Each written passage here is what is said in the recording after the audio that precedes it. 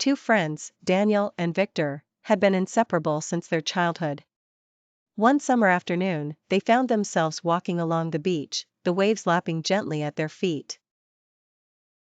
The sun was setting, casting a warm orange glow across the horizon, but a heavy disagreement weighed down their hearts. They argued intensely, the heated words forming an invisible rift between them. Frustrated, Daniel crouched down and wrote in the sand, "Today, I argued with my best friend." They continued their walk in silence, each lost in thoughts of what had transpired, the once cheerful outing now somber. As they walked further along the shore, Victor, in a fit of impulsiveness, decided to swim far into the sea, away from his friend. He swam and swam until he was a distant speck on the horizon. Suddenly, the currents changed, and Victor found himself struggling to stay afloat. Panic set in as he realized he was being pulled under by the strong tides.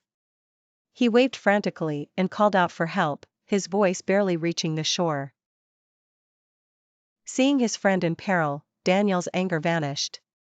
He sprang into action, diving into the water without a second thought, and swam with all his might towards Victor.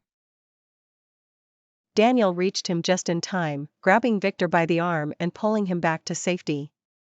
Exhausted, they both collapsed on the sand, breathing heavily, but alive. After regaining his breath, Victor turned to Daniel, eyes filled with gratitude. Without a word, he picked up a sharp rock and carved into a large boulder, "My best friend saved my life."